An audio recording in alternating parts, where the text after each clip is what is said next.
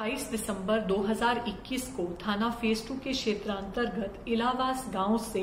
एक 3 साल की बच्ची का शव बरामद हुआ था। इस बच्ची के संबंध में 3 दिन पहले 25 दिसंबर को उसकी दादी द्वारा गुमशुदगी की रिपोर्ट दी गई थी, जिसके आधार पर थाने पर एफआईआर पंजीकृत की गई थी एवं पुलिस बच्ची की तलाश में लगी हुई थी। 28 तारीख को परिवार द्वारा ही बताया गया पुलिस को कि एक निर्माणाधीन बिल्डिंग है जिसमें चेक किया जाए। उसमें चेक करने पर जब बॉडी बरामद हुई तो इसमें 302 आईपीसी की बढ़ोतरी की गई और जब पोस्टमार्टम की रिपोर्ट प्राप्त हुई तो उसमें कुछ ऐसी चोटें अंकित थी जिनसे लैंगिक अपराध का होना भी प्रतीत हुआ, जिसके आधार पर सेक्शन 376A(b), 377 और पॉक्सो एक्ट के सेक्शन 5 और 6 की भी बढ़ोतरी की गई।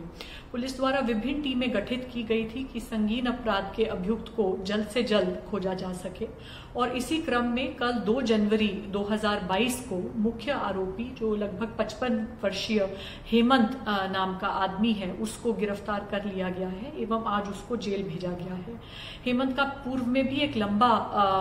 आपराधिक इतिहास रहा है और वो लूट, डकैती, आर्म्स एक्ट जैसे कई मुकदमों में संलिप्त हुआ है, जिसमें उसने लंबे समय तक जेल भी काटी है। हेमंत का पीड़िता की दादी के साथ पिछले कुछ वर्ष से अवैध संबंध था और वो उससे शादी करना चाहता था, परंतु वो इस बच्ची को जो 3 वर्षीय पीड़िता है उसको दादी के साथ शादी करने के कार्य में एक बाधा की तरह मानता था, क्योंकि दादी पे ही इस बच्ची की पूरी जिम्मेवारी थी। इसके अपने पिता पिछले 2 वर्ष से जेल में निरुद्ध हैं एक कत्ल के केस में और इसकी माता छोड़कर अपने मूल जनपद अपने परिजनों के पास वापस चली गई है। तो इस अड़चन को रास्ते से हटाने की मंशा से उसके द्वारा ये कृत्य किया गया।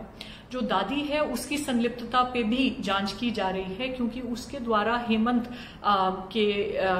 की भूमिका को पुलिस से छुपाया गया। तो उसकी इस अपराध में क्या संलिप्तता है उसको भी जल्द ही निर्धारित किया जाएगा एवं उचित विधिक कार्रवाई की जाएगी।